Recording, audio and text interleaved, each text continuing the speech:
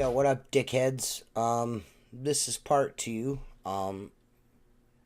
It may overlap from the last one. I don't know. I'm just, like I said, I'm only doing it like this because people complain about the episodes being too long on YouTube. That's the only reason why I'm splitting these up.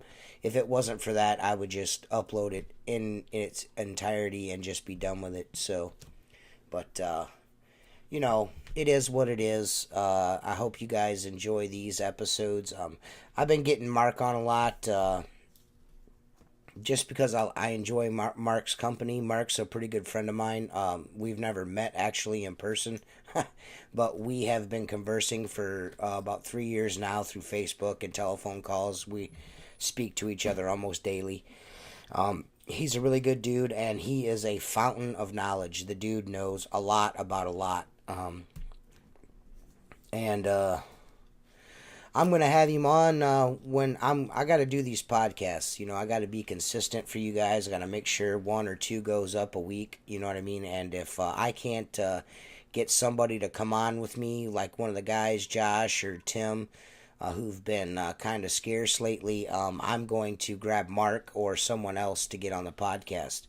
If you're watching this and you want to be on the podcast, send me a private message on Facebook, and I'll get you on. Maybe even Mark will be on with me, and he'll co-host it with me. I don't know. Or hopefully I'll be able to get my buddies Tim and Joshua back into the loop here, and they can start being a part of the podcast again. If not, I'm going to continue to keep doing these with the guys, without the guys, with Mark, without Mark, with a guest, without a guest. I'm just going to keep putting these out because I enjoy doing it, and the people that do listen to it really seem to like them, so I'm going to keep doing that.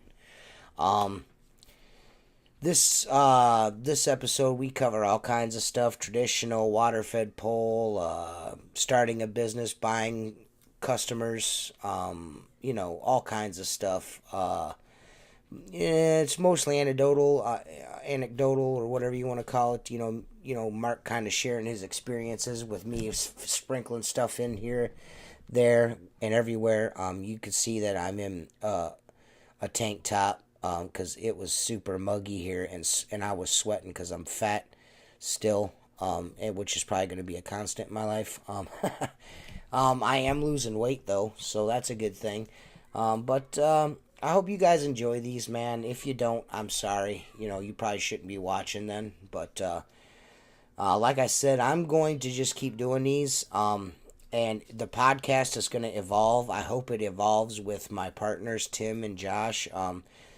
They're both busy. I am also busy, but it's easier for me to hop on and do these than it is for them, I guess. So, no slight towards them at all there, This has kind of been my brainchild from the very beginning since they asked me to be a part of the Outlaw Window Cleaner Network.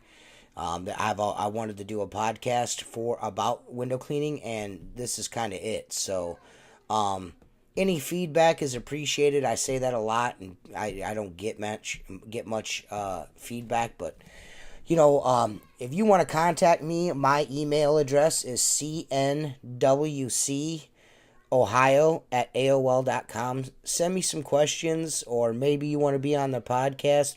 All you need to be on the podcast is have Skype. You'll hear my son screaming at the top of his lungs in the background, because when I ask for quiet, I still don't get it. You guys know how that works, when you have kids. But, shoot me an email if you want to be on. Shoot me an email if you want to be a guest on the podcast, or shoot me an email if you want to. I said that shit twice. Shoot me an email if you have some questions or a topic you want to discuss. We'll discuss it. I hope you guys like these. I appreciate it, and we'll see you again soon. Here's part 2 of episode 13 with Mark Tanner. Enjoy it. Enjoy it, yeah. It just not happening. I know what you're saying. I'm gonna get ready to buy at least a plus A. That's the one that telescopes out, right? So it's another 2 pieces to the pole. No, all of them do. All of them do. Okay, because I picked up a hospital that we're starting next month. Well, and essentially, there's the way if I had it to do over again, I probably would have went plus A plus B plus B, and I would have not done the C. Yeah. That's, I mean, that center section, that B, it sucked because I had A and C and didn't buy B because I'm cheap, and the center section is more expensive but it's more rigid. That's why, and once I added that, it changed everything. So that job that I was having trouble with before, it works awesome now. There's just, like I said, it's situational, man. There's just some things it's just not gonna do. It's not gonna answer all your fucking problems. Well, I've got a building, and it's gonna be. We're gonna have a little powwow with the high-rise guys and figure out some areas. There's got like a 14-foot overhang, so there's no chair that's gonna reach it. There's no pigeonholes to put a swing stage, and it looked to be at least 60 feet. And look, and I've heard other guys say, oh, well, just water-fed, pull it out of a lift basket. Well, I can tell you this. Jesus Christ. Now, my lift basket, what it is smaller than right. JLG drivable. But you are not standing in that fucking thing and handling a pole 40 feet. No way, no how. You can't move it. It's the reason why I'm giggling is because I tried that once. Yeah. I was like, fuck it. I was like, I don't want to fucking call and get another lift. I miscalculated. I'll just use the pole for the rest. Like the extra 15 feet I lack. Nope. Well, there's something about show. The water pole, the weight of it, the cumbersome, or because like I'll get my lift up to a building, and my lift, they call it a 55, and that's because it goes 50 feet, and most people should be at least 5 foot tall. And I take a 4.8 pole in there, and I'll pull some windows, but traditionally. But when you add the water-fed pole, the hose, and then the line going all the way up to the lift, and you're trying to not get tangled up, it's just a shit show. And I'm not saying maybe a couple windows here and there, but I mean, I tell you what, man, I'm not sure how. To me, I like with Perry the bronze brush it's aggressive, but I feel like there's still a level. There's something. There needs to be a way to get like I deal with baked on seagull shit, and I know you're by the ocean and shit. You got to deal with bird shit. Fuck that shit. I mean, you could scrub the shit out of it with a water-fed pole brush and it ain't coming off. Dude, let me tell you something. I have a movie theater that has, I'll get a picture of it too.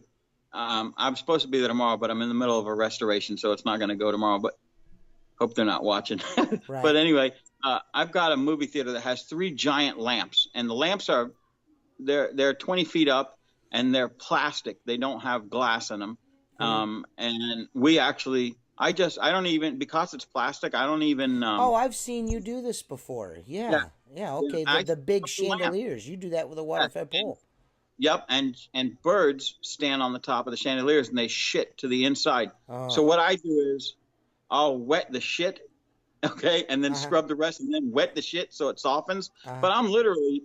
The lamp is hanging from chains. And I'm trying to make it not swing, because if it swings too much, it breaks the light bulbs. Right. Trying not to and get the bird shit off, but bird shit, if they made glue like that, that shit.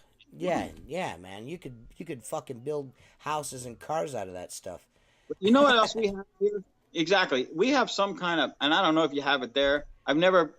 It's generally around palm trees or some bugs that hang out in palm trees, but we get these, they look like little brown seeds on the glass.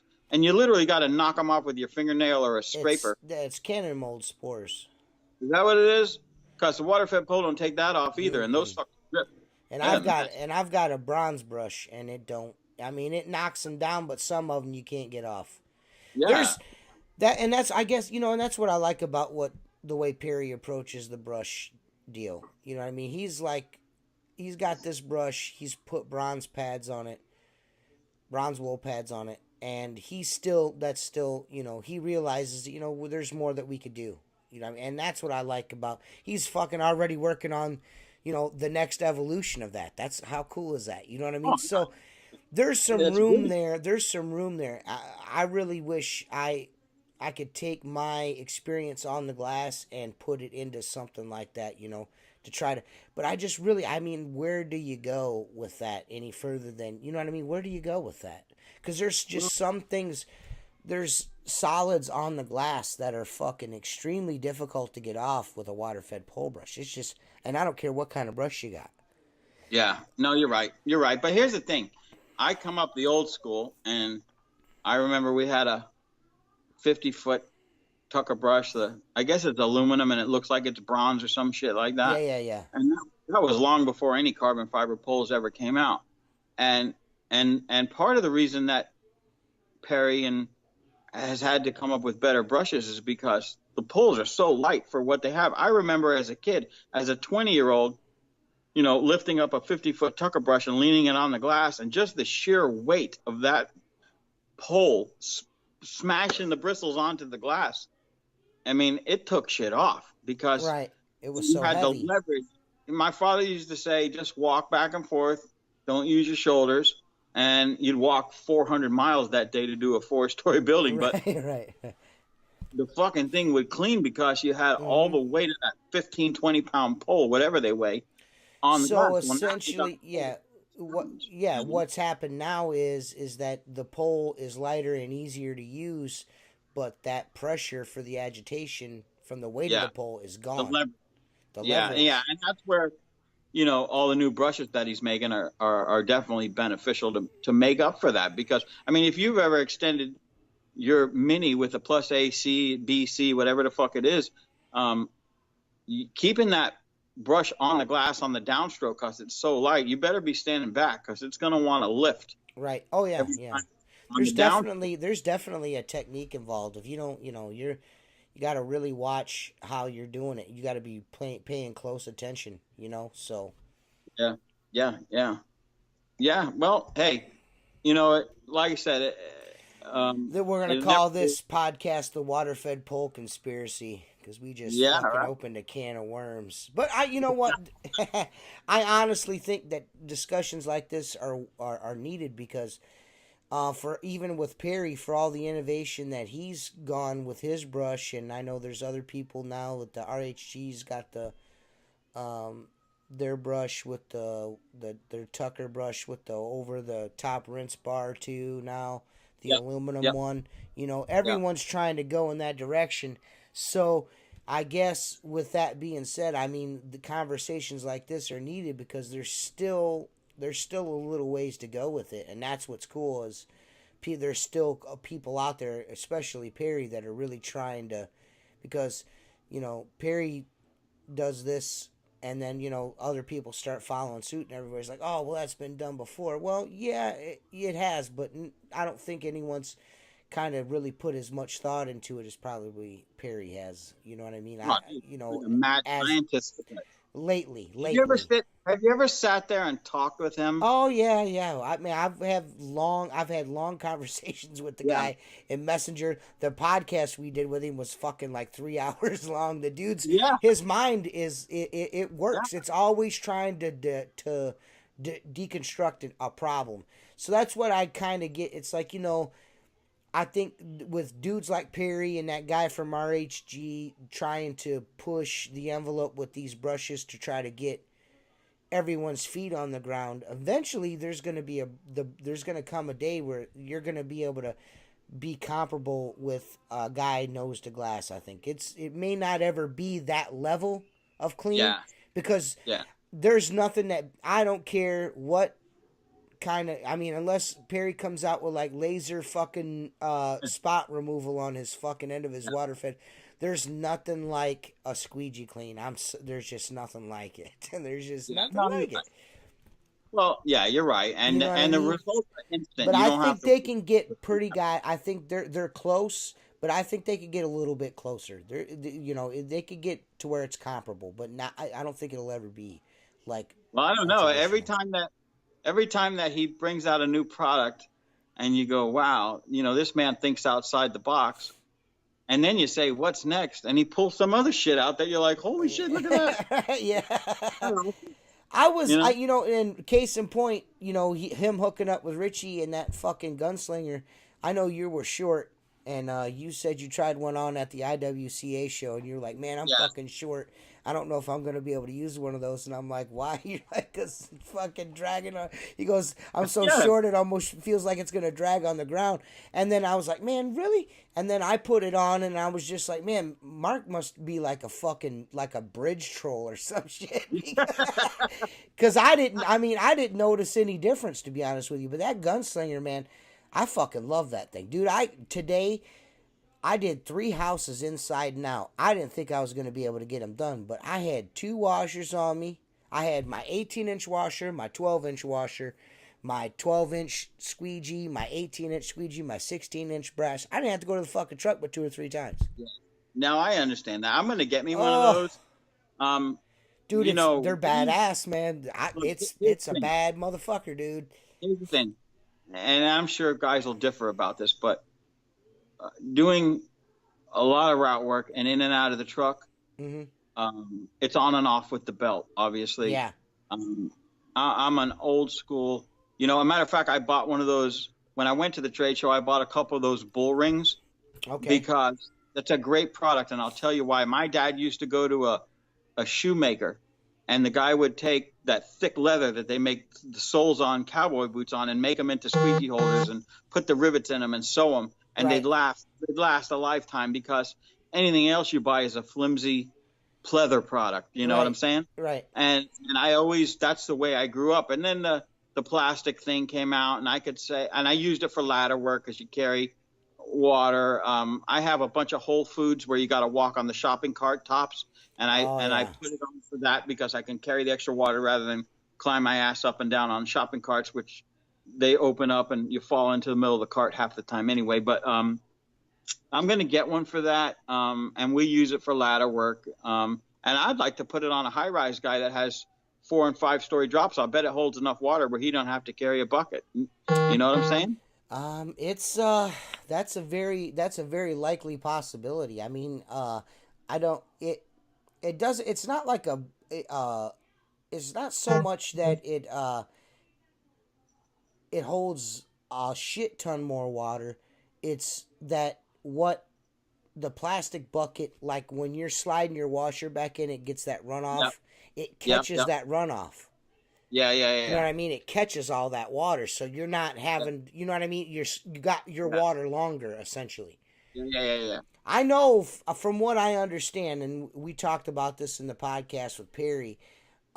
They're coming out with the way this is going to work is you're going to be able to go to the gunslinger part of the store and build your rig, your window cleaning rig, based on what kind of window cleaner you are. If you're a residential guy, a storefront guy, or a high-rise guy, you're going to be able to design your whole belt, your whole toolkit, you know what I mean, based on what you do. That's fucking, that's bad. That's kick ass. You know what I mean? Well, you know what? Here's the thing. Let me interrupt you real quick. I like the fact that there are guys like Perry, and Richie Blue, right? He's the gunslinger. Yes. Original. He's the guy that designed it. Yes. Until the last 8 to 10 years, because I've been doing this a long time, window cleaning is almost a non-entity. It's a very small industry, no matter who wants to admit that or not. And, if you're an electrician, you can get 1,800 different pliers and screwdrivers and specific for what you're going to do, cable cutters and testers and fluke meters and all that other stuff. And in window cleaning, you've had 4 or 5 different squeegees, 4 or 5 different water-fed poles. And it's nice that the window cleaning industry is advancing with people like Perry that actually put some thought into it. Because, I mean, how many times have you bought a tool that you've seen in one of the catalogs and gone, well, who the fuck designed this? Not a window cleaner. I mean, and it is nice to see some advancements. Well, I think that's what's cool about what Perry's doing is Perry is pairing himself with guys that are actual, like Richie's an actual window cleaner. That's what. Oh yeah. And Richie designed. Well, I'm not saying that he isn't, but what I'm saying is that when Perry, like with the constructor brush and the gunslinger, those were products that probably at first probably weren't ready to go straight out into the market, but Perry put them out and with the thoughts that, like especially giving them to us, the gunslinger to us, and the constructor brush to guys, so it could be used in the field, and he could take that data and then put it into trying to make it bulletproof, which is essentially now, like with the gunslinger. I mean, that fucking thing is so kick ass. The constructor brush, each year Perry's added this to it, and each time it gets better and better and better. And what's cool about Perry is he's at least cool about, at least making it affordable for you to upgrade your brush. You don't have to spend a gajillion dollars to, outfit your brush to the new. I'll tell you a funny story. And I met Perry several years ago, came down to Florida, and we spent the day together. And I really enjoyed his company, and just talking to him, try to figure out what makes him tick, what's behind all that madness and creativity, and the ability to think outside the box and come up with certain things. It's always fascinated me, a creative person. And I said to him, hey, Perry, you know what? You know that company called Dyson, that makes fans, and they make the hand blower things and everything? I'm like, you got to try to hook up with them and put an air blade on top of that water-fed pole that pushes the water off the glass, separate little air compressor, run it through an 1/8-inch line. And I see the wheels kind of moving a little bit. Right.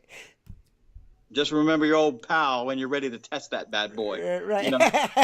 You could blow with pure air the water droplets off. You wouldn't have to care if it's hydrophilic, hydrophobic, or anything. I mean, Who knows? Is it something that might be too cumbersome? Probably. Right. But, like I said, you plant the seed and see where it goes. And next thing you know. He's that type of dude, man. He's a trip, man. That dude's a trip. And Richie is that way too. Richie is a constant tinkerer. He's always, if you watch some of his videos on YouTube, he gets something and then he tries to make it more efficient or make it work better than it does. Like, you know what, this is a good idea, but if you did this to it, it would be even better. And he will apply that instead of just saying, this is what it needs to do, and it fucking don't, so fuck this thing. Richie will take it and he'll make it so it does what it should be doing. You know what I mean? That's cool. No. I don't work like that. I'm not. I'm more the type that you guys figure that shit out. I just want to get it out of my truck and it fucking work. That's all. I'm more along the lines of, let's put it this way. I was one of those kids that never had a toy that worked for more than 10 minutes if it was mechanical. Because the first thing I did was take it apart to see what made it tick. You know what I'm saying? I've always been interested in stuff like that. I took shit apart and put it back together. Sometimes it didn't work. So yeah, well, that happens too. But if you learn something out of it, right? Who cares? Yeah, true. But constant improvement. That's the one thing that drew me to Reach It. I guess I just kind of stumbled upon it like everyone else.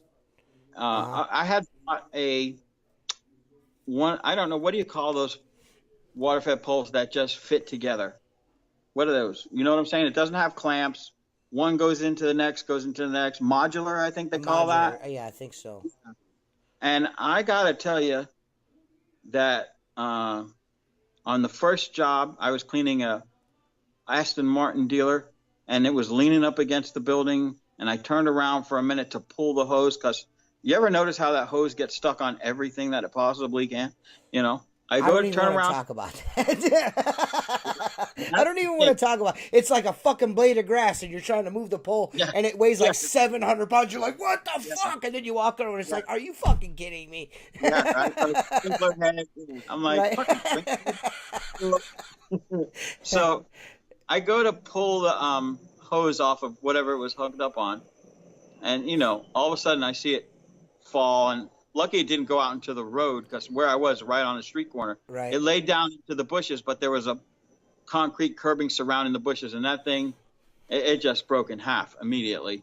And then we went to take it apart, what was left of it, and two of the pieces had fused together, to where I had myself and my neighbor playing tug of war and spinning and pulling, and we couldn't get it apart. And I spent probably what I did for the pole to make it work again in replacement sections, and that's when I said, this just isn't for me. And then I started looking around, and Perry's got a big presence on the internet. I didn't even know him. I didn't know Reach It or anything. Right. And I saw the pole, and a buddy of mine had one. I said, I'm going to come down.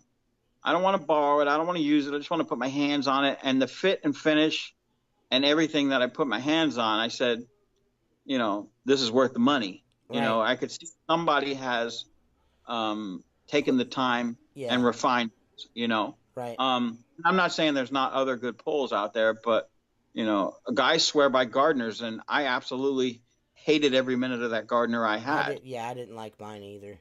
But, I guess it's just all based on personal preference as well.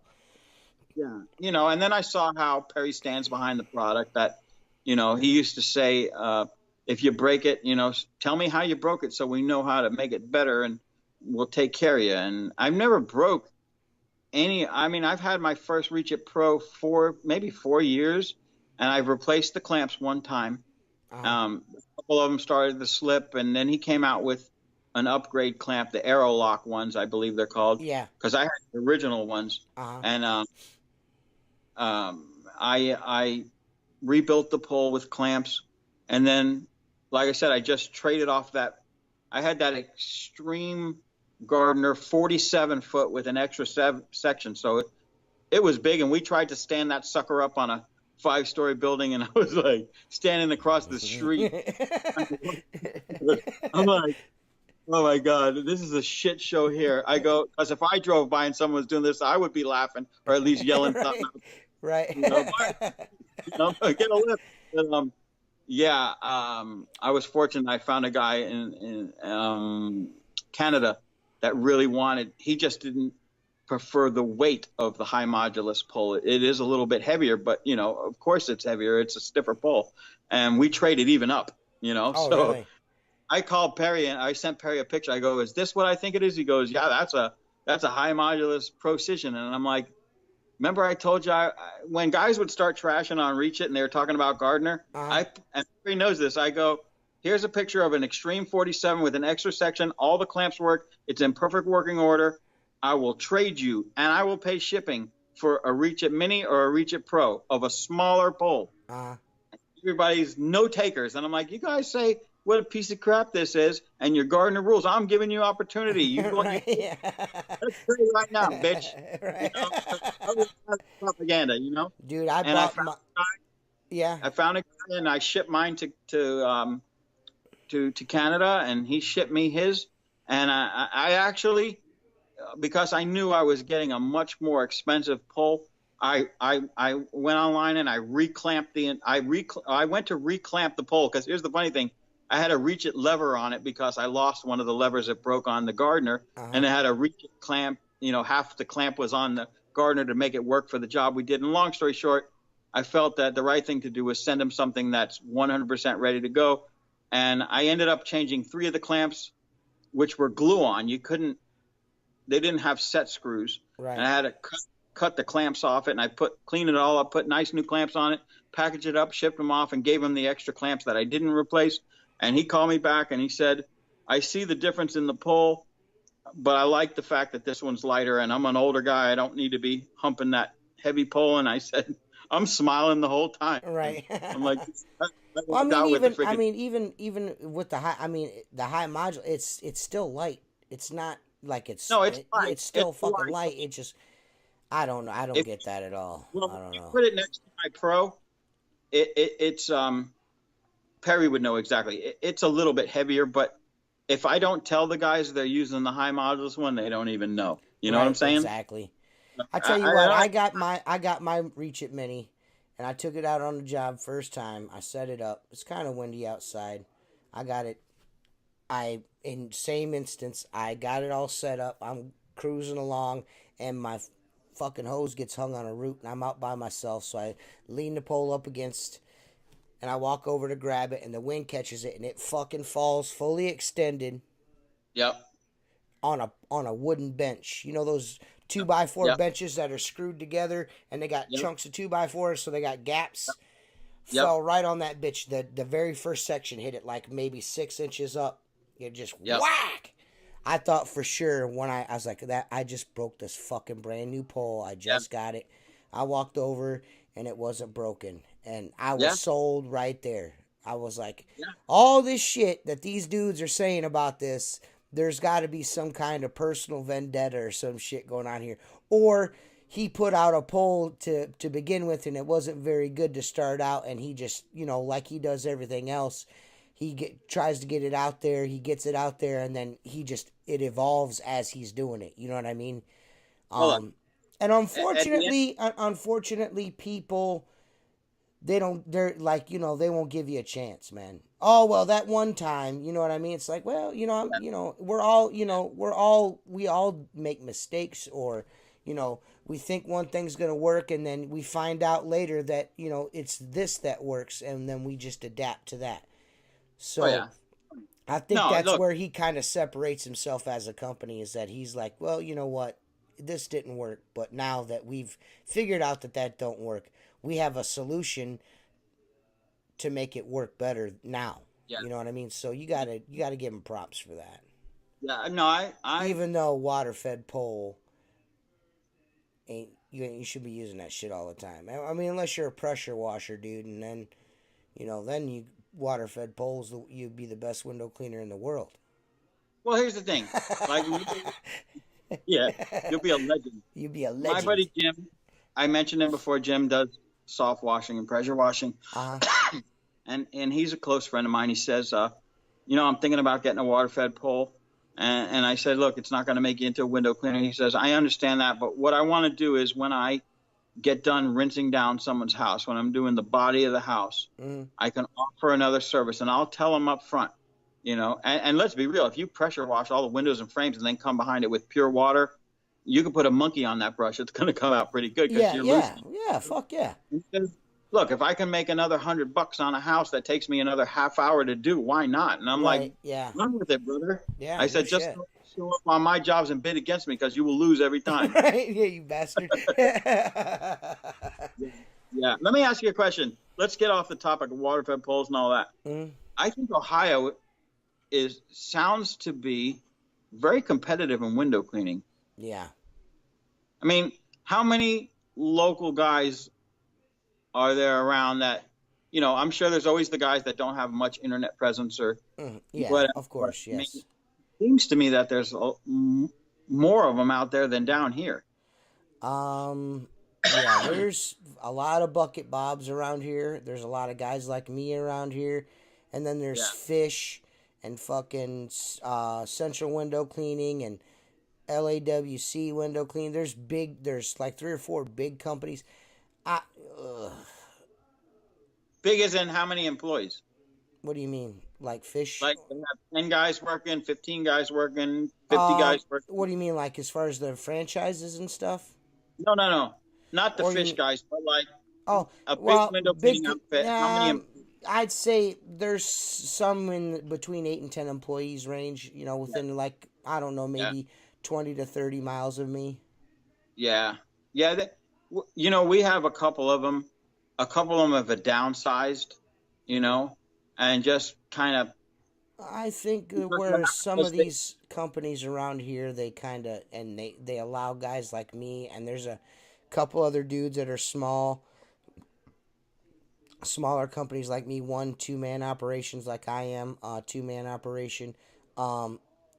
These bigger companies, there's not the attention to detail and that personal experience. A lot of these people around here are not full-time year-round residents. So they're not here in their house all the time, so they build a relationship with somebody. They trust you to be in their fucking multi-million-dollar fucking home when they're not around. You know what I mean? And you can't just have Joe Blow's window cleaning with his 25 employees and, recycling dudes every couple of weeks or a couple of months going in and clean your fucking house. You know what I mean? So, those guys kind of take the art out of window cleaning, and we discussed that last time. And that's for me, because of the way I came up and with the family doing it. I think nothing more frosts my ass than seeing a guy working, and it doesn't even have to be a franchise, but that just usually what first comes to mind, with either a can of something or a fucking blue handle Home Depot squeegee, and the guy's just pulling them straight across and wiping the edge, and you're like, how the fuck are they getting paid for that? But at the end of the day, the guy that owns the company is charging $300 for the house, and the kid's making $9 an hour, and he didn't give a shit if it takes him 6 hours or 10 hours, right, 15 hours. And at the end of the day, Mrs. Nussbaum is fucking happy because right. the guy's. And I think really essentially what you're getting at is, and this is the way I approach what I do now for a living, window cleaning. I grew up in a household. My grandfather was a journeyman plumber. And I'm sure most people out there listening know what that means: journeyman plumber, journeyman electrician, journeyman carpenter. And I went to school to be a carpenter, and I approach window cleaning the same way as if it's a skilled trade. I don't consider myself some dude that just fucking hops out the truck and does a church's chicken and rolls down the road. I put a little pride into what I'm doing. If you don't have any pride or passion in what you're doing, I don't care if you're a sandwich artist or a fucking sculptor. If you're not putting any of yourself into it, it's going to fucking suck. And your customer base is going to suck, and your paycheck is going to suck. But if you go out there and you pay attention to detail, and your fucking windows are spot free, you look good, the windows look good, and the customer's fucking happy each time, you're going to be able to carve yourself out a niche where no one's going to be able to knock you off your pedestal. You know what I mean? I don't go out thinking about the other guy. The other guy's in the back of my mind. You know what I mean? I'm like thinking there's other guys out there hustling. When an estimate comes in, somebody wants an estimate, I go right out and do it. I don't go and try to, get every fucking job and like, oh, that guy's doing that house, I'm going to go give him a bid. You know what I mean? I don't give a fuck about that. Yeah. But when it's time to bid, that call hits or I get that email, I'm right out doing that shit. If it ain't that day, it's the very next morning I'm out doing that. Yeah. We have guys here occasionally, you'll see them around that, you say to yourself, the guy's just bidding it so low. And is he doing that so no one else has the job? Or, what you got to think of is this. Yeah, when that happens, look, remember, let's get back to the exit plan. Okay? Right. Exit plan is one day, maybe retirement would be a house a week for you or a couple storefronts and have breakfast and go home. Right. The exit plan. And when someone comes in and waters down the pricing, they don't really think long term that they're just ruining the fucking industry. Right. You know what I mean? Right. I mean, look, I've had people tell me, I did restoration work in the first floor of a big Class A office building. And the first thing I say is, what about the rest of the building? Well, we have someone else, but we know you can fix the first floor and they can't. And I mean, it was like a $7,000 restoration job. And I said, why don't you give me the opportunity? And he says, Mark, we've got your pricing because you bid it 2 years ago and you would be insulted. I would be insulted to tell you what I'm paying. And I can tell you this, what you're charging me to fix the first floor is double what he's making a year on this job for 2 cleanings. Jesus Christ. I'm like, come on, dude. Let him fucking have it because what the fuck? When they go to sell that business, listen to this. When they go to sell that business, no one's going to buy a job. They want to buy a business. They want to buy something that, realistically, the best business is the one where you don't have to pick up a bucket anymore. Because you can get anybody to run that if they've got any kind of management skills. Right. Kind of the direction that I'm looking to go is to, possibly sell to someone who doesn't know how to do. The problem is my company makes a lot of revenue in restoration work, and I have to either give out the secrets and train, or motherfucker, you better give them out to me first. God damn it! You better tell me first. Yeah, dude, you kind of get yourself into a bind there. I see the guys in the pressure washer forums bitching about that shit constantly, about guys like doing house washes for like fucking $50-$75. You know what I mean? It's just like, Jesus, man. But Here's then the again, thing. guys like that aren't gonna fucking last anyway. And if they do last, they're not. I mean, when it goes, it ain't gonna be where the fuck anyways. And like you said, all it's doing is watering down the market and fucking everything up. Well, here's the thing. The best thing about window cleaning, like in Florida, probably 50% of the homes have pools. So the pool industry is a great business because, you know, they get $125 a month to come by, I don't know, twice a month and service Right. the pool, check the shit, you know, make sure the pumps and clean the skimmer baskets out and stuff. So it's a reoccurring service, just like window cleaning and commercial. You know, people always say, "Oh, I could go do so much more money in residential window cleaning because the average home, let's say, pays $500 and the average storefront pays 25."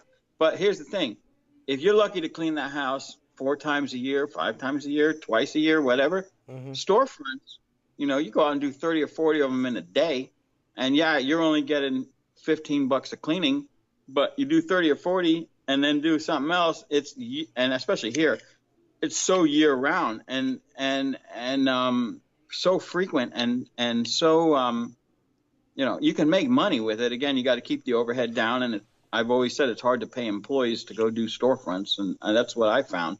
You know, so we got to have a mixture of other things, but that's why I got out of pressure washing per se, and I still have all my equipment. I still do it here and there. I offer it to the direct customers. Right.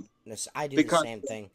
I used to get 25 cents a square foot to do a sidewalk, and now you get 5. Right. 5 cents. That's why I started looking into restoration, because I'm like, I need to find something to make money that not a lot of other people around here can do. Right. You know, and the funny thing is, the window cleaners that used to want to throw rocks at me when they went by, and they fuck up and burn a window with some acid or something, or scratch a window with a razor blade, whatever the case is that caused it, all of a sudden, I'm going to bail them out of paying $3,000 for a replacement window for $500, and they're my best friend now because I just saved them an insurance claim more than they'll make in a job in a year. You know, I need to get my fucking ducks in a row on that. That's for damn sure. Because it's just, you know what I mean. There's money there to be made doing that shit. Yeah, there is. It's but you gotta know what you're doing. You can't just do it. Yeah. Well, you know, TJ, like anything else, do it with a passion, and look, strive for perfection. You know, and you know, I've spent hours and hours out here trashing glass and trying to figure it out, and thousands of dollars. And look, I don't know everything, but I don't know everything, and I like to admit that, because guess what? I learn on every single job I do. Yeah. Every one. I learned day's something. A learning experience, man.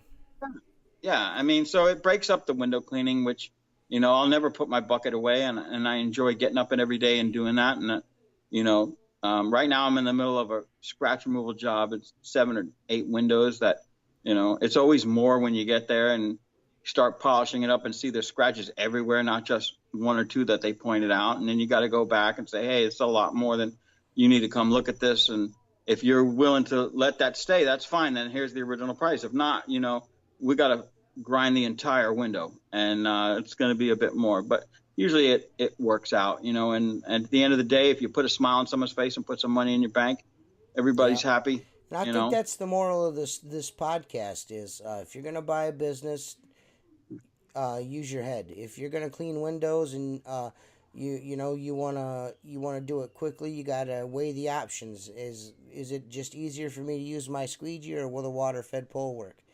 You know what I mean? Yeah. You know, if you're going to do something, get up and do something every day, do it with some fucking passion. Have some respect about yourself. Have some respect for not only yourself, but your fellow tradesmen. Yeah. You know? Oh, yeah. Have some respect for your fellow tradesmen, because, you know, you never know when you're going to be in a pickle, or you know, whatever the case may be. You know what I mean? That guy that you're driving past and fucking mean mugging is probably a good dude. You just don't even know it yet. You know what I mean? He's just out there doing the same thing you're doing. It's all about respect, and having respect for yourself, respect for the trade, you know. And you know, if you don't like that, you know, if you don't like, there's a lot of guys out there that just prefer to be assholes about everything. You know what I mean? Just everything. My water-fed pole's better than yours. Fuck you. My squeegee's better than yours. Fuck you. You know what I mean? It's you know what I mean? We probably don't even use the same kind of squeegees. You know, we probably use two different brands of squeegees. But I think you're a nice guy, Mark. So, you know what I mean? Life is not that serious, guys. You know, jeez. Well, you gotta learn. Yeah, you know what? I think what we're gonna have to do here is we're just gonna rename the show. We're gonna call it the M&T hour, Mark and TJ hour. We're just gonna do one of these once a week. Since Josh couldn't be here today because Josh has the Hershey squirts. Josh is shitting his pants as we speak, which is great because it's hot. It's hot as fuck right now in Ohio, and he's fucking got the bubble guts, and I just think it's absolutely wonderful that he does. And Tim was gonna be on tonight, but listen to this. Tim's son broke his fucking wrist, man. Oh, He had an employee fall off a ladder, break his fucking heel bone in his big toe, and then his son was out playing soccer and broke his fucking wrist. Jesus, whatever you do, stay away from Tim, or your shit's gonna get broke. Yeah, you get or stay away, or you get the shits. You know. I think this was a pretty good podcast. People are gonna be pissed off when I upload this to YouTube. They're gonna be like, dude, I can't watch all that. We've been talking for 2 hours, Mark. Really? Yeah, I'm not lying to you. I wouldn't shit you. You're my favorite turd. You know what I mean? Well, I can tell you this, TJ. I love to tell you old. You know, let me back this up. The old guy that I bought his business and the one you had problems with? Not him. It was the wife. The wife. Okay, the wife. I go down and visit him and bring him soup from 2J's. I don't know if you have 2J's up there, but it's a deli. Okay. And I bring him soup from 2J's because, you know, it puts a smile on his face. And he said, this is a Marine, dude. He's a big dude. And he gets a tear in his eye. And I say, listen, I said, all the bullshit, the fucking, you know, this ain't me and you. I said, me and you didn't sign up for this. I said, and I'm not here to trash nobody. I said, I'm just here to shake your hand and bring you this soup and try to brighten your day. Right. Because it makes me feel good. And I'm going home after this, and you're still here, you know? Right. And I still have that relationship, and through the thousands of dollars that were wasted through attorneys and fighting, and, you know, and I mean, dude, I got a fucking subpoena for court because the same person that was cashing the check said she hadn't been paid in 5 months on her note, and she's suing me, and she wants the business back.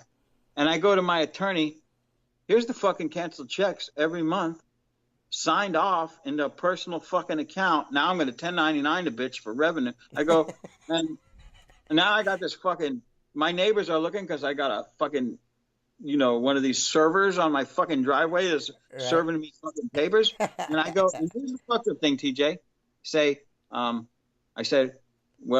I said, let this motherfucker go to court because I'm a man of my word. I said I wouldn't fuck nobody, and I'm paying for this, and I'm the one who's getting the sore asshole from all this. Right. I said, and I'm still making my fucking payments, and I'm still fucking dealing with the barter that he sold me and the fucking subcontracted jobs that you sold me that aren't yours to sell. And I'm still got a smile and still coming down to visit. I said, and at the end of the day, so, you know, I said to my attorney, hey, man, let this go to court because she's got to pay my attorney fees. Well, we don't want to do that. It's going to get more expensive with my time and your time and everything else. And so you know what happened, TJ? Because it never went to court and everything got settled, I still had to pay my fucking attorney fees. You know, that's where the fucking money. I'm like, you know what I think is cool about that, and there's a lesson to be learned here for the younger guys listening to this, man, is that you got to be humble and understand that there's more than two sides. There's more than one side to a coin, and there's more to a book than it's just its cover.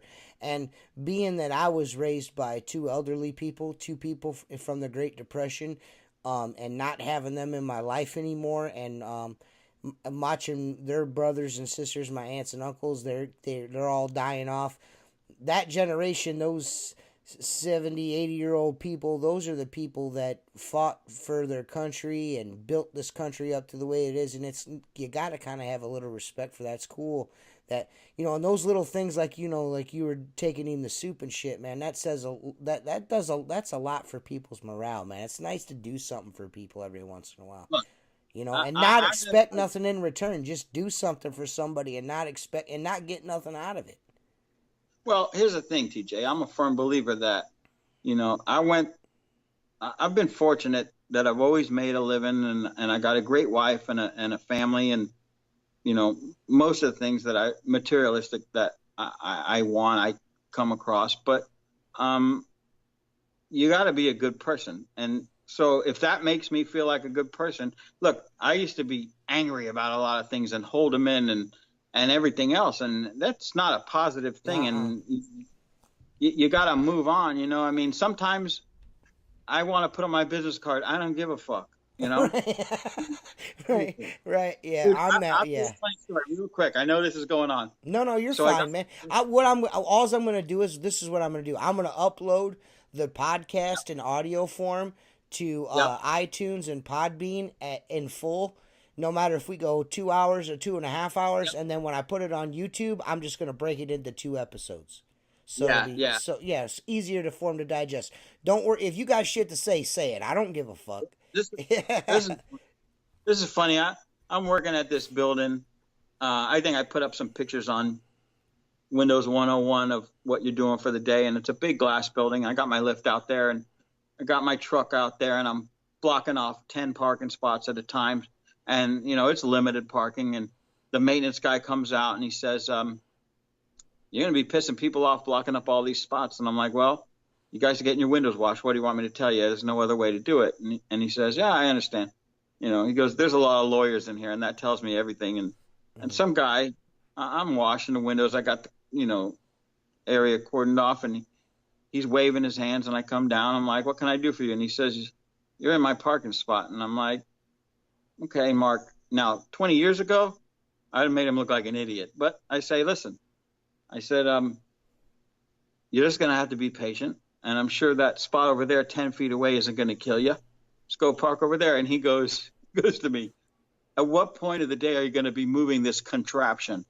And I said, I see no contraption here. That's a lift, Yeah. He said, you're obviously educated here. You don't know what that is? Yeah, And he said, all right, wise ass. He goes, I'm going to call the management company. And I go, okay, because that's who's paying me. And, we've done this building for 15 years, and this is always the way we do it. Before, once we got the lift, I said, and listen, I'll tell you what I'm going to do. I've finished that section. I'll pull the truck forward. You can have that last parking spot over there. I said, but I don't want to hear that your Mercedes got some soap on it because the wind took my soap off the glass, and I'm like, this is an educated man, and I'm dealing with fucking ignorance here. Yeah. You know what I'm saying? Yeah. I'm like, at what point is my sanity worth dealing with somebody like you? I could have finished this whole fucking section in this stupid fucking conversation with you. Right. Right. I've dealt with people like that on several occasions. It's like, how long are you going to be here? And I'm like, well, I'm not too much longer. I'm almost done. Well, I got this to do. And I'm sitting there talking to this guy for 10 fucking minutes. He's like, well, I'm just trying, you're in the way. And I'm like, well, all this time I spent talking to you, I could have been fucking down the road by now. What the fuck, man? Why don't you just leave me alone, dude? And I'll get done, and then you can have your way, and then I'll have my way too. Why does it always have to be so fucking different? Why do people always think what they're doing is more important than what the next guy's doing? Yeah, well, I just look at him and just want to say, you know what? Don't you have anything better to do with your time than waste mine? Right? What the fuck? And you're probably the guy that's bitching about the bird shit stuck to his fucking window. Yeah, exactly. You know what I mean? Yeah. Fucking people, man. It's something new every day, but I guess that's part of the adventure of what we do and being out on the street all the time and most of the time meet some decent people, but it is what it is. How often do you get you missed a spot? I mean, how often do you get that? Oh, I get it every fucking day. Every day. I had one at that building. Lady comes out and she's giggling like this is the greatest fucking joke since George Carlin. Right. You missed the spot. I'm like, or my favorite is, hey, can you do my car windows?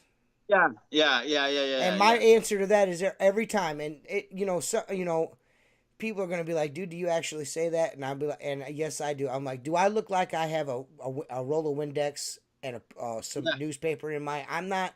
This ain't a street corner. You know what I mean? I'm not coming out and squirting your windshield. I mean, come on, man. Have some fucking respect. Well, I'm waiting for the day that someone actually says an original one that will make me truly laugh because The Mr. Spot is It's fucking fucking ancient. whack. You know what I mean? It's not good. Or hey, I want to take you home with me.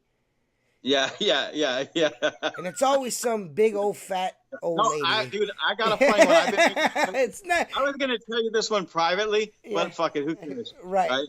So we're cleaning this condo, and I think I told you in the last podcast I kind of shied away from these big 20-story condos that have windows and everything. But my guys were doing the interiors and the patios on the side. I told you, and this lady, she's probably 65 years old, and her and a bunch of other hens are out there on the patio playing some kind of game with tiles, or it looked like dominoes, but it wasn't dominoes. But anyway, yeah, something like that. I walked by and I got my bucket, and the guys are doing Mike and the guys are doing high rise, and all of a sudden she goes, "Hey," and I'm like, "Yeah, I've been called worse." And she goes, now one of my guys' name is Mike, and Mike has taken care of her condo several times during service, and she's got all these hens on the porch, and she goes, "Is Mike gonna come over here and do me?" Dude, I try not to laugh, right. And I go, "All right, think quick. What can I say without offending her?" But she's probably not gonna get the joke anyway. Right. And I go, "That's entirely up to him. Right. But I'll let him know you're looking for him." I said, Dude. "Mike, lady in 1B wants to know if you're going to go over there and do her." Dude, I got one way better than that. I do retirement community where I live, and I do it once a year. They're all ranch style condos, and it's like an assisted living, but it's for older people. They have somebody come in and help them if they need help with stuff, or if they don't need help, they don't have. It's just there if they need it. And there's a lady, I do her windows. I've been doing this job for 8-9 years now, and I swear it's like the first 2 times I ever did this place, this lady. And she's in her 70s. She's probably closer to 80 now. She's still alive. But I had to go to the office and tell him, I'm like, listen, I cannot do Mrs. So-and-so's windows at the house anymore. And he's like, why? I said, because every time I go to the house, I do the inside of the windows, and I go to do the outside. I do the inside first. And then because I got to break the screen doors down, because that's one of the stipulations. They got those slide up and down screen doors. Yep. I have to take the screen doors apart, so I do the screen doors, and then I go outside and finish up. Every time I do the inside, I said the first time I did it, I do the house inside.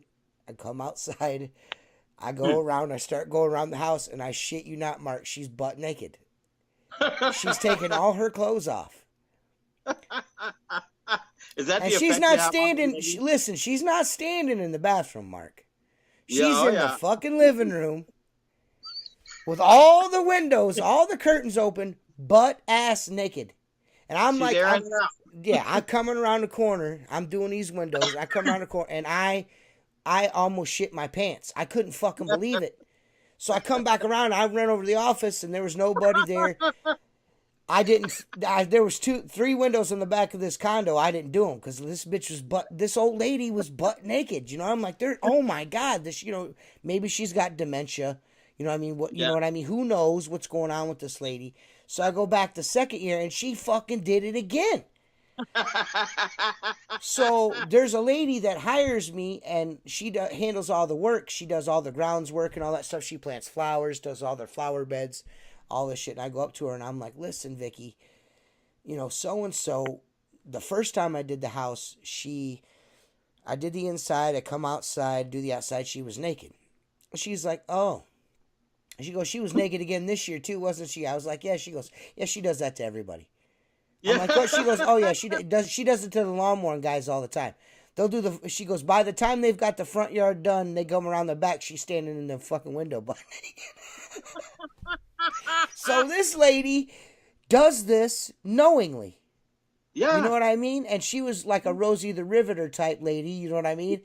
And from what Vicky, she's like, she never had a husband. She never got married, you know what I mean? She was self-made woman, did everything herself, and she's just a free spirit. And I'm like, well, could you please tell her to stop doing that? Because it makes me fucking uncomfortable as fuck. You know what I mean? Like, she's getting out of the bathtub and stepping on her titty. You know what I mean? You know what I mean? But the thing is, she's a sweet lady. She's a really nice lady. I mean, you know how fucking awkward that is. You know what I mean? Even after all these years doing this house, I still got to go in here and deal with this lady. I'm like, man, I've seen this lady, and it's like burned into my brain. You know what I mean? I can't even look her in the eye, dude. I'm just like, What'd you do? Go do the inside. Yeah. Okay. Do the screen thing and whatever it is you got to do. Right. Go around the back of the house. You disrobe. Right. I don't think it would go over the same. I don't think they would give me that kind of leniency. But the people you come across doing this shit is unbelievable. It all walks of life. Nice people, crazy people, fucking, assholes. It's an interesting profession. No, it is. Well, yeah, if you like to people watch, it's a great thing. And being out on the street, you see all different things. I remember when I worked for someone, certain areas you don't want to go do route work in any town, in any state. Yeah. I remember my boss sent me to do a Burger King, and the Burger King complained that because they started back when Burger King was actually had people eating breakfast there. He'd say, the manager said you get there too late and you can only do half the windows because the people in the booths.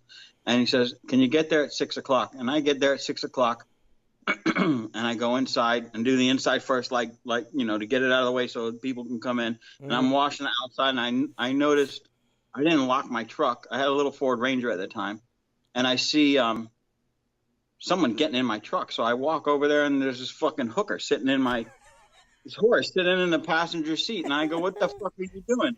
And she says, I need a ride. I said, you need to get the fuck out of my right. Well, then I look over, and there's like Pimp Daddy is standing across the street at the gas station. And I'm like, motherfucker, what do I do now? Right. And I'm like, listen, you got to get the fuck out of my truck right now. And she got out, and I called the boss. I said, listen, never put your fucking wallet before my life. I said, I ain't going. I almost caught an STD. Yeah. Throw the seat out, right? After my second-hand job, I had enough. Oh my God, it's fucking funny. Dude, I've been in spots. A couple times I went and did jobs. Like subbing out stuff. We picked up a couple sub jobs when I was working for the guy I used to work for. And I tell you what, man, I'm in place. I told him, I was like, dude, I'm never doing that shit again, man. I was like, you're sending me spots like I should have a fucking pistol. You know what I mean? I should have an armed guard behind me. These fucking people are nuts, man. Yeah. But, no, I've been in that situation, and over time, it changes you, and it changes the way you do things because something bad can go down real quick, and you don't want to be any part of that. You just want to do your shit and go home. That's my guy's mentality. I think that's everyone's consensus. You just want to do your thing and fucking go home with the least amount of bullshit as possible. This is like been like a super epic podcast. I didn't think we were going to be able to do this by ourselves, but we did fucking super. We could, me and you could talk for fucking hours. I mean, if somebody gave us some actual fucking topics, we could talk for hours about it. I'm going to give you a teaser for the next podcast. Okay. Again, the reason I asked you about your competition, Florida window cleaning for a while was, how do I say? It was almost, there was a lot of respect between the cleaners. Mm-hmm. And we actually had someone started a South Florida Window Cleaners Association, and it was a group of the bigger companies. Well, you didn't have to be bigger, as long as you were a window cleaner, you could join, and there really wasn't fees, and everybody would get together. Uh-huh. And I was real young working with my dad, and that's when I started to realize what assholes are in the industry, because guys would stand there and fight and argue over $20 a month accounts. Right. but I got a good story to tell you, and I'm going to save it for the next podcast. But basically, in a nutshell, we had a guy that retired from window cleaning from New York. He came to Florida, and he started slashing prices, 50% minimally, and he had built up about $9,000 a month worth of work, and it took 3 guys to do it. That's how undercut it was. And he was an old school window cleaner, and the bigger companies would get to him and say, hey, man, there's enough work for everybody. And, I had this account that pays $75 a month, and I know for a fact you went in there for 30 and you took the job from me. And, we all need to play nice in the sandbox. And he would look at him and say, fuck you. I don't care. I'm taking whatever I want. I'm building my business here, and you don't like it. Fuck off. Enough of that. And I'll tell you, I'm not going to tell you the whole story, but they beat the living fuck out of him and left him for dead in a parking lot. Yeah. I mean, dude, I know all the battle stories that used to go through here, and it's not really like that anymore. I mean, like I said, the industry has grown nationally, and that gets back to the better equipment and a little pride in your work, and you're not someone that crawled out from under a rock and figured out how to clean a window. They're actual legitimate companies, which is great for the industry, for especially the young ones getting into it. You're coming into so much better than when you or I started. Right. Well, and I think, and another thing, not only has equipment changed, but America has changed. Oh yeah. We're not a nation of industry anymore. Like, there's factory on every other fucking, every half mile, there's a fucking factory. That doesn't go down anymore. So now it's kind of a hard scratch. It's a hard scrabble life out there for a lot of Americans. You're either in a fucking cubicle fucking selling shit, or you're out fucking working with your 2 hands, and sometimes you got to take it upon yourself to eke out a living. Oh yeah. Well, so I think that's why window cleaning, pressure washing, fucking those lawn mowing dudes, Jesus Christ, I don't even know how they survive.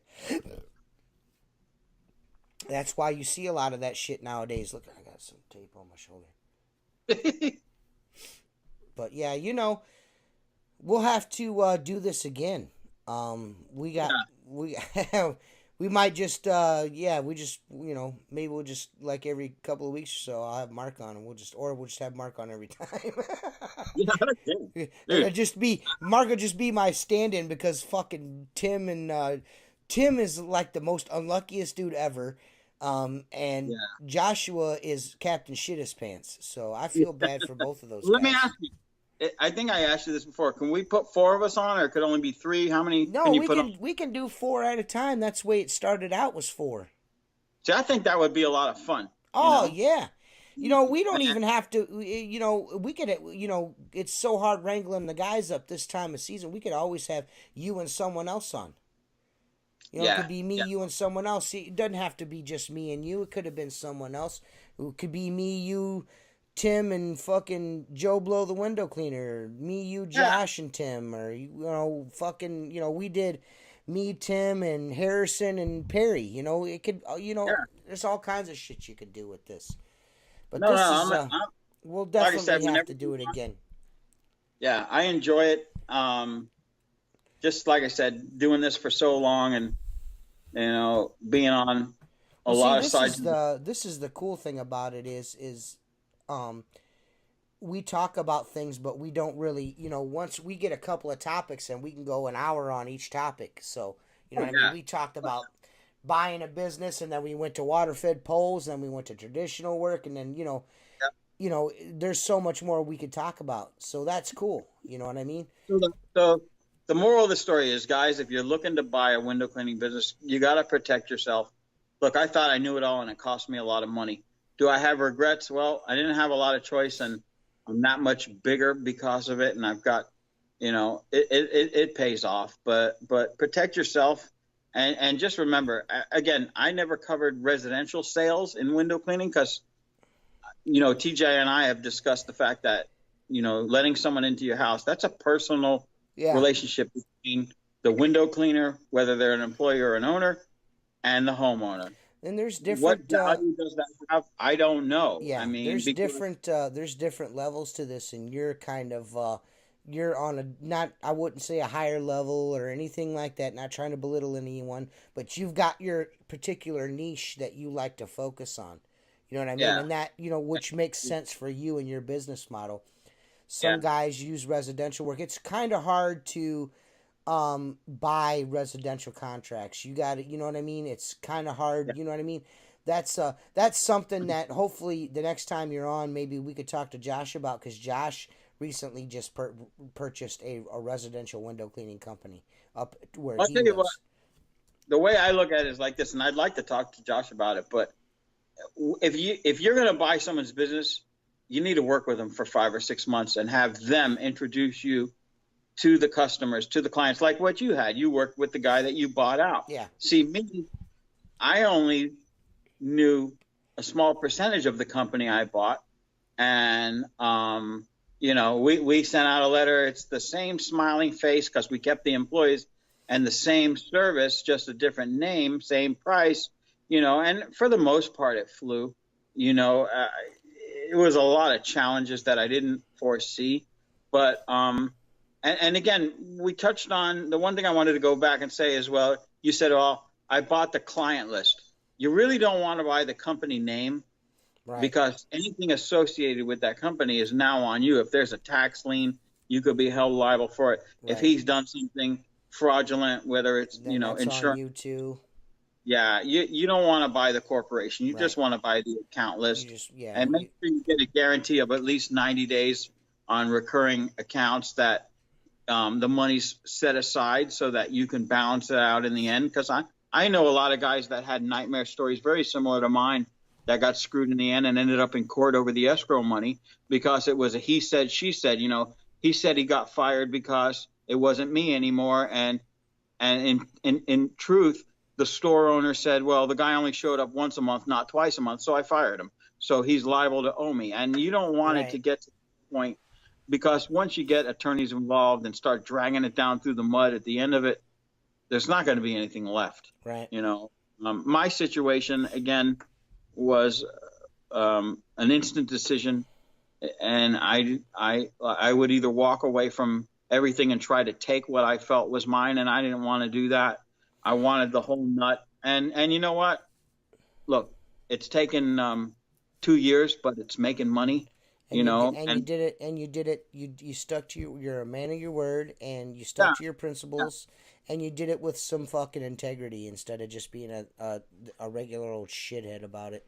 I don't have to worry about who's coming up my back or Right. sleeping in. And I learned that from my father. One more thing is, my father bought and sold a lot of window cleaning routes, and I told you the story. He started in a very affluent community that grew in its infancy, and he grew with it, and it was amazing for him. And he bought up a business, and the husband that he bought, the man that he bought the business from, he passed away about a year into it, and the business got split. Like 3 different companies bought it because it was sizable enough where one company didn't want it. They chunked it up into thirds. But long story short, my father always told me, he said, I'm the only one that continued to pay the widow for the work, because they all told her, you want your money, go grab a fucking bucket, or sue me. There's nothing in contract, nothing in writing other than our agreement. And it wasn't what your husband said it was. Fuck you, fuck him. And, that's the one thing my father taught me. Even if you make a mistake and you sign on something, do the right thing. Right. And, do the right thing. Yeah, you got to, because it'll come back. In the long run, it always comes out in the wash. Oh, yeah. It's like I said, I don't have to worry about, who's pulling in the driveway anymore. The process servers So, dude, this has been fucking. This has been super duper awesome. I can't wait to do it again. We've been talking about me, Josh, and Tim doing these Wednesdays and Sundays. I think Sundays are going to be better for those fellers, but we'll try to get those guys back on with us. I don't know who else we're going to have on again. I don't know. We might not ever do another one of these. This might be the last one we ever do. Like I don't know, but I really appreciate your time. Mark, Yeah. I love chatting with you. You're welcome on here anytime you're willing to give us your time. And All I right. enjoy it. I know you've got a lot to share. You got a good personality, and you got a lot to share with people, and especially about the business. But we haven't even scratched the surface. I don't think. You know what I mean? We keep talk. What we're trying to do is like when people ask questions or got something they want to know. Been trying to answer questions and shit like that. So, this has been a little longer than we normally do. I'll break this up into two so people can watch it on YouTube, or but it's probably gonna go up in its entirety on iTunes or Podbean, and Nice. but it's been awesome. I really appreciate you having you on, Mark. I want to have you on again, and that's that's it. That's all, folks. Yeah. No white dog turd licking in this Yeah. episode. Hey, Paige, one more thing. What's up, buddy? When you going back to see that old lady again? um, in 2 weeks. Yeah. 2 weeks. See how gravity's been on that. It can't be any. I mean, I don't know. Maybe she fucking sprung for the boob job. You know what I mean? I don't know. Dude, I'll tell you what. I was doing a Holiday Inn one time. Hotels are not my company's thing. It just don't seem to. Right. But I was doing a Holiday Inn. It was like many stores in, and they put notices in the elevators. And look, if you're uncomfortable, close your blinds. The window cleaners are going to be here for your privacy. Close the shades, close the blinds, whatever. And then you always have those ones that want to show you something, kind of like your friend there. Yeah. But I come across doing high rise a woman that was close to 80, and I think I was frightened. Right. I was like, like, oh my god. oh, my wife, I'm going to go before you because I don't want to see that. Yeah. Fucking California raisin. Yeah. Well, let's just put it this way: if she pulls her panties to her knees and everything's still in them, that's a problem. Yeah. Good Lord. And on that note, guys, this has been the Outlaw Window Cleaner Radio featuring Mark Tanner, and we'll see you guys later. All right, guys. Peace. Great talking.